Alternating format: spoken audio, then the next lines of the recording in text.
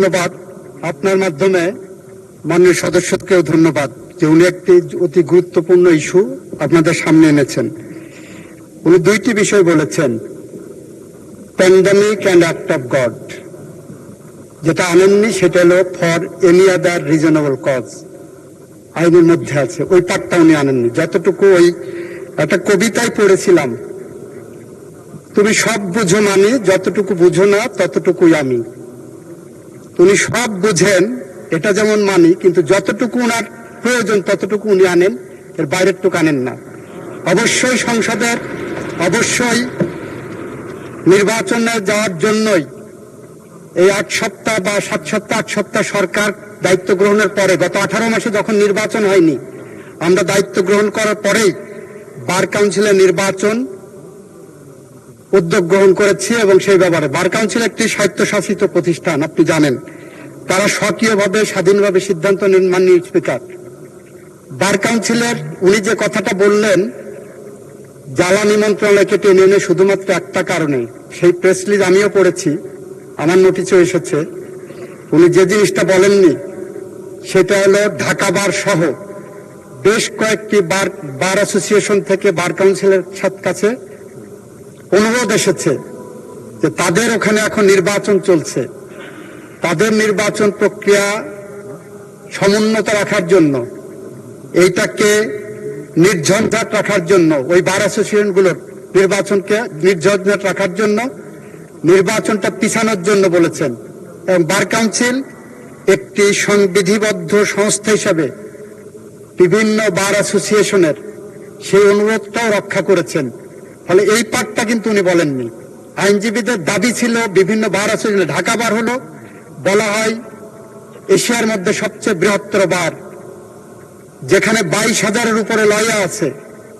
সেই বারের নির্বাচন সামনে, 29 তারিখে সেই বারের নির্বাচন, সেই নির্বাচন প্রক্রিয়াকে সামনে রেখে সেই অ্যাসোসিয়েশনের পক্ষ থেকে যে অনুরোধ এসেছে, বার কাউন্সিল আমি মনে করি তাদের নিজস্ব মেধা, প্রজ্ঞা, স্বকীয়তা এবং স্বাধীনতা অ্যাপ্লাই করেছেন।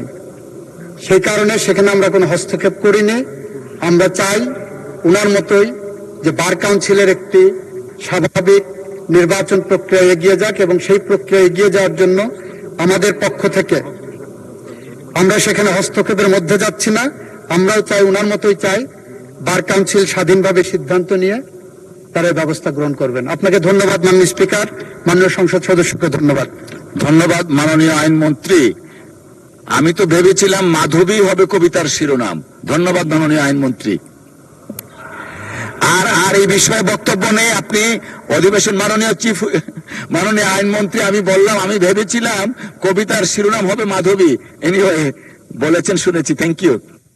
মাননীয় চিফ হুইপ কিছু বলতে চান?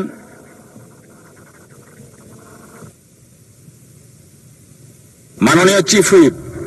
মাননীয় স্পিকার, আমি আপনার মাধ্যমে জাতীয় সংসদকে এবং দেশবাসীকে অবহিত করতে চাই, গতকালকে টাইম ম্যাগাজিন পত্রিকায় বিশ্বের সেরা 100 ব্যক্তিত্বের মধ্যে আমাদের মাননীয় নেতা, আজকে সংসদ নেতা এবং প্রধানমন্ত্রী জনাব তারেক রহমান সাহেবের নাম আছে, এবং তিনি সম্মানিত হয়েছেন। তিনি সম্মানিত মানে দেশকে সম্মানিত করা, তিনি এই জাতিকে সম্মানিত করেছেন।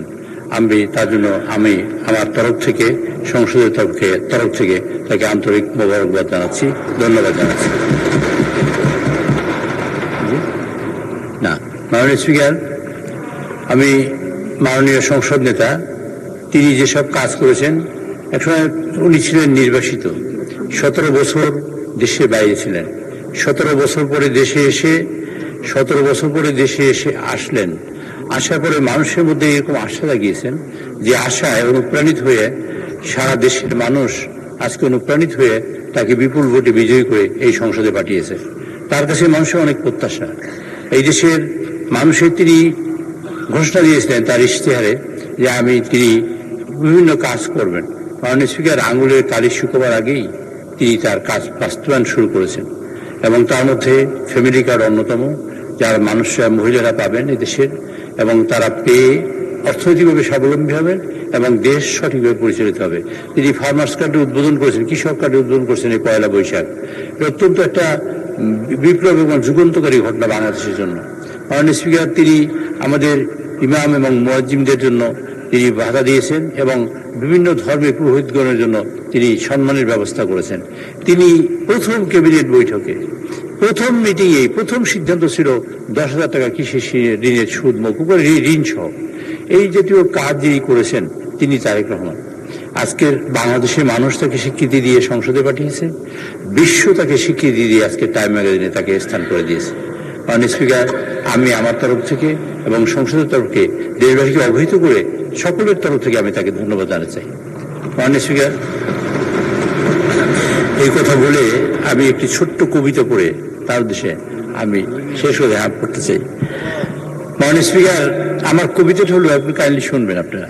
তিনি আসার আগে দেশটা যেন ভাস করা মানচিত্র ছিল, নদী ছিল, মানুষ ছিল, স্বপ্নও ছিল, কিন্তু দিগন্ত খুলে দেওয়ার মতো কোনো হাত ছিল না।